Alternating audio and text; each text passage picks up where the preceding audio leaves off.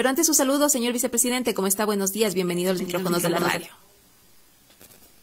Gracias, buenos días, un abrazo para la culta audiencia, gracias también a ustedes, un abrazo siempre a las órdenes. Gracias por estar con nosotros. Empiezo preguntando respecto a lo último, las dos preguntas que han sido reformuladas por parte del Ejecutivo para la consulta popular, en el que se determinan mecanismos de procedimiento para la selección de las autoridades de control que ahora mismo están a cargo del Consejo de Participación Ciudadana y de las autoridades del Consejo de Participación Ciudadana que recaerían en decisión de la Asamblea Nacional. ¿Cómo observa usted ese planteamiento, nuevo planteamiento por parte del Ejecutivo? Bueno, en este momento, de acuerdo a la información que tenemos, esas preguntas igual las tiene que calificar la Corte Constitucional, y mientras la Corte Constitucional no las califique, no dé la viabilidad, pues obviamente nosotros es poco lo que podemos hacer, más allá de nuestros pronunciamientos, más allá de que, por ejemplo, yo no estoy de acuerdo que el presidente sea quien nomine las autoridades y la Asamblea solo las posesiones. O sea, eso básicamente, en pocas palabras, sería una dictadura democrática, porque sería el presidente quien tendría la potestad de la nominación de autoridades, toda vez que le quitan al Consejo de Participación Ciudadana esta potestad y dicen que le pasan a la Asamblea, pero no es así, porque la Asamblea solo prácticamente las posesionaría, les entregaría el nombramiento y las posesionaría, pero no porque la Asamblea los escogió, sino porque los escogió el presidente. En la modificación que ha hecho el Gobierno Nacional es que se conforme una comisión que esté integrada por un delegado de los poderes del Estado, por supuesto, 2 ciudadanos y 2 representantes de las universidades, y que sea una postulación ciudadana. Sí, pero por ejemplo en el caso de las universidades dice que serán aquellas que determine la CENESID, tomando en cuenta la excelencia de las universidades y estos temas. ¿A quién responde la CENESID? Por ejemplo, todo el mundo sabe que la CENESID responde al gobierno, así que no hay tampoco tal selección ciudadana. El sorteo, ¿quién lo va a hacer? Lo van a hacer el mismo gobierno. Todo prácticamente se cierra, lo maquillan bonito como que fuera algo ciudadano, pero al final del día termina siendo controlado por el gobierno. ¿No hay corrección entonces en la pregunta que ha sido formulada por parte del gobierno? Hay una corrección porque la Corte Constitucional le corrigió de que las dos cosas, o sea, 2 temas los juntaba en una sola pregunta. En este momento esa sola pregunta la separa. Por un lado le dice cómo va a elegir las autoridades y por otro lado le dice cuál va a ser el mecanismo de selección.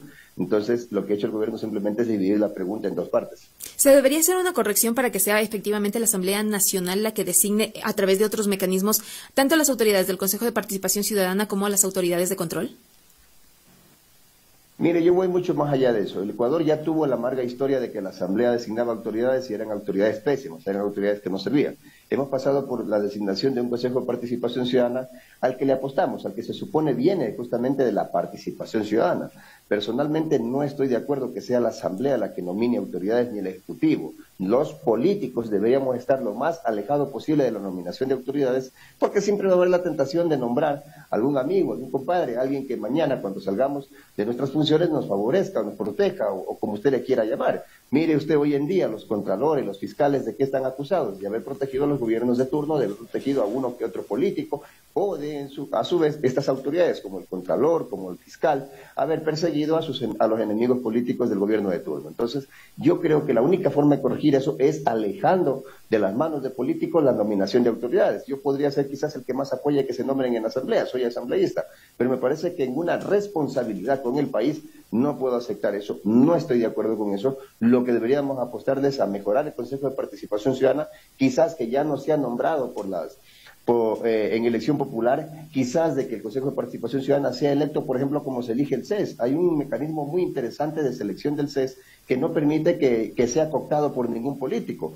En consecuencia, ahí hay un ejemplo de que sí se puede hacer concursos bien hechos y, por ejemplo, el concurso del CES, que es uno de los muy pocos concursos en el país que funcionan bien, podría ser un ejemplo a seguir. Porque ya se desarrolló ese concurso de oposición y méritos en primera instancia para el Consejo de Participación Ciudadana y definitivamente se dijo que no funcionó y después fue a las urnas. ¿Cómo podría ser entonces esa designación de las autoridades del Consejo de Participación Ciudadana a través del mecanismo del CES que usted menciona? A ver, en el CES, por ejemplo, cada academia, cada universidad puede, o mejor dicho, cada profesor, cada docente puede inscribirse siempre y cuando reúna determinados requisitos y pertenezca a determinada área.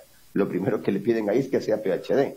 Quizás eso no podemos pedir para el Consejo de Participación Ciudadana, pero sí creo que debería ir gente preparada, gente que tenga de una u otra manera conocimientos en el ámbito que va a desarrollar. Esto es en administración pública, en la realidad política del país, y luego hay una selección que primero pasa por un filtro que es el Consejo Nacional Electoral, pero que al final del día termina siendo la pertenencia, es decir, si hay un ciudadano que ya es seleccionado, por ejemplo, del área el área científica, el otro ciudadano ya no puede ser seleccionado de esta área. Siempre se está buscando que sean de distintas áreas para que el CES no quede cooptado por una sola área o por una sola universidad o por un solo grupo de universidades. Hay un ejemplo muy bonito que lo hemos visto y lo digo porque he estado en la Comisión de Educación. No es el concurso perfecto, no hay el concurso perfecto, pero quizás es el que mejor nos entrega resultados de todos los concursos que yo he podido ver, porque hay otros concursos que, como usted muy bien dice, dan pena verlos y dan coraje porque no nos entregan los resultados que nosotros aspiramos, porque terminan siendo cooptados, porque terminan siendo amarrados. Consecuencia de ello, yo creo que en este momento sí se pueden hacer concursos interesantes, bien hechos en el país. Todo es cuestión que exista la voluntad de los políticos y al menos de parte de nuestra, de parte de Pachacuti, de parte de Luntreira, la existe. Señor vicepresidente, en la primera entrevista de este espacio informativo conversamos con Alexander Barahona, abogado constitucionalista, y él decía que más allá de las personas que designan a las autoridades, se debería reforzar los mecanismos para la selección de las personas que van a representar a los distintos poderes del Estado, las instituciones y todos los concursos que se desarrollan. Es decir, reforzar los requisitos para aquellos postulantes. Podría ser una alternativa, pero no deja de tener el momento que los políticos toman el control del concurso, usted va a tener ahí intereses. O sea, hay que decir las cosas como son. Los políticos tenemos intereses y no va a faltar intereses de ciertos caciques, de ciertos planes que hay en ciertos partidos políticos en las que no mandan los que están ahí en la asamblea, por ejemplo en el caso de nosotros, sino que manda una persona que está detrás de ellos y que es la que los dirige y que toma el control del partido. Generalmente terminan estas autoridades siendo electas respondiendo a estos caciques, a estos dueños de los partidos. Si no tenemos una verdadera democratización de los partidos, lamentablemente al final del día, hoy nos quejamos de que apenas son 7 los que eligen y 7 son los que tienen que tomar las decisiones en el Consejo de Participación Ciudadana. Pero en la Asamblea no es muy diferente. Hay un cacique de cada partido, quizás no en Pachacuti, usted ha visto que nosotros tenemos otra dinámica de conformación, pero sin embargo, en esos casos, en los casos que los partidos tienen caciques, son esos caciques los que se reúnen, hacen una mayoría y al final del día le dicen a sus asambleístas cómo votar y finalmente será la misma dinámica la que apliquen para elegir autoridades. Mire, la elección de autoridades, hay que ser honestos, la elección de autoridades es la joya de la corona en este país. ¿Quién no quisiera tener un contralor? ¿Qué partido político no quisiera tener un fiscal? Y yo creo que en ese sentido Pachacuti ha dado muestras claras de que no tenemos un cacique, de que tomamos decisiones independientes y de que somos un movimiento quizás con exceso de democracia, que hasta muchas veces ni siquiera votamos juntos. Pero en cambio hay otros partidos políticos que hay una persona detrás de ellos y le dice esto se hace y punto. Y generalmente esto se hace significa intereses personales. En el otro tema planteado para esta entrevista, el viernes pasado se firmaron los documentos para el cierre de las mesas de diálogo que tomó más de 90 días después de la suscripción del Acta de la Paz entre los representantes del Gobierno Nacional y los delegados de las organizaciones indígenas. Ayer conversábamos también con el señor Estaquio Tuala, presidente de la FEINE, y él decía que el haber firmado este documento no significa que se haya llegado a acuerdos, principalmente en la focalización de subsidios. ¿Cómo se observa desde Pachacuti? Con profunda preocupación porque los temas sustanciales del país no se pudo llegar a acuerdos. No se pudo llegar a acuerdos en un mecanismo para subsidio de combustibles. Y nosotros ya, al menos a estas alturas, creo que al país le ha quedado claro que desde el movimiento indígena no estamos diciendo subsidio para todos, que es de lo que se nos ha acusado, que somos responsables, que queremos que todo el mundo tenga gratis gasolina, que etcétera. He escuchado algunas barbaridades. Nosotros hemos sido claros y contundentes, no de ahora, desde el momento en que empezó la movilización, en decir que llegó la hora de repensar el tema de los subsidios y que tranquilamente podríamos ir por una focalización. No nos oponemos a una focalización. Mire, en este momento, cualquier focalización es mejor que el subsidio para todos que tenemos en este momento. Así que nosotros creemos que debería haber una propuesta del Ejecutivo ya en firme.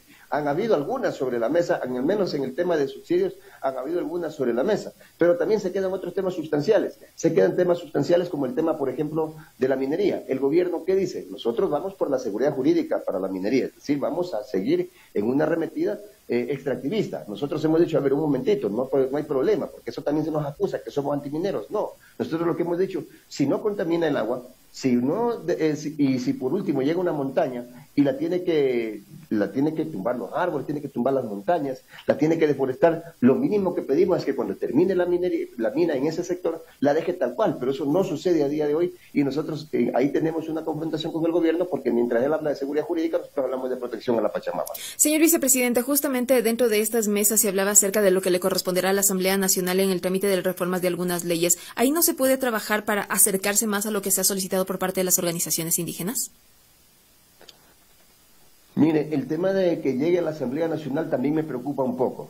Yo hubiese esperado, al menos es mi aspiración, que hubiese venido ya un tema de modificación concreta. Es decir, que nos digan, ¿saben qué? Queremos cambiar este artículo de acá nos incomoda, este artículo de acá tenemos un acuerdo con el Ejecutivo para que ya no diga esto, sino que diga lo de acá. ¿Por qué? Porque lo que yo he escuchado en los actuales momentos es de que conformaríamos otra mesa con la Asamblea Nacional. Oigan, no nos podemos pasar toda la vida conformando mesas. Esto no es la canción mesa que más aplauda, no. Esto se trata de poner las cosas en práctica. No obstante, existe toda la voluntad en la Asamblea Nacional, y lo digo como directivo de la Asamblea Nacional, para que estos temas lleguen y se los trate con la celeridad que el caso amerita. Al menos de parte de nosotros existe toda la colaboración, considerando que, por supuesto, venimos del movimiento indígena, y el movimiento indígena en este momento tiene una voz cantante en el Parlamento Nacional.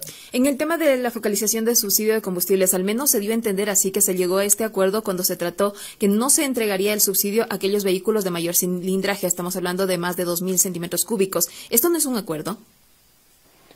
Es un bosquejo de acuerdo, pero si usted se da cuenta en el anuncio de acuerdos, eso no está. Es decir, es una propuesta que está ahí sobre la mesa, pero que no fue parte de los acuerdos. Que me parece interesante la propuesta, yo no lo niego. Sin embargo, también hay que preguntarse, a ver, en el campo, muchos de los agricultores tienen camiones que sobrepasan ese cilindraje, ¿sí? Que llevan la mercadería y la sacan a los mercados. ¿Qué va a pasar con ellos? No es que son millonarios porque tienen un camioncito que sobrepasa los 2.200, 2.500 centímetros cúbicos. ¿Qué vamos a hacer con ellos? Así que eso también hay que considerar. ¿Qué va a pasar con los camaroneros, por ejemplo, que es un sector productivo muy fuerte, muy importante del país? ¿Qué va a pasar con los bananeros, que también utilizan combustible? Porque no solamente los vehículos utilizan combustible, también utilizan combustible en las bombas, los tractores utilizan combustible, las bombas que se ponen en las camaroneras para poder extraer o expulsar el agua de las camaroneras, o las que se ponen en las bananeras para poder regar las bananeras, los sembríos de caña, en fin. Yo creo que hay que también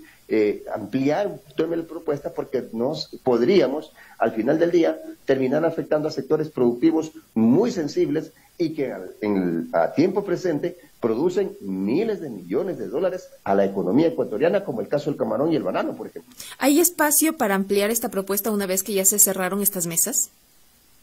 Por supuesto, yo no me opongo yo creo que hay espacio. Recordemos que hoy, por ejemplo, se reúnen para un tema muy importante. A mí me parece que esto no puede quedar en el limbo, y no es posible que a lo mejor repitamos errores del pasado. Ya se llegó a un acuerdo, se firmó el acta y cada quien para su casa. No, hoy la CONAIE está exigiendo, y me parece que en ese aspecto ha tenido oídos del gobierno y hay que aceptar lo que es, en el sentido de que hoy se abriría una mesa de implementación de los acuerdos.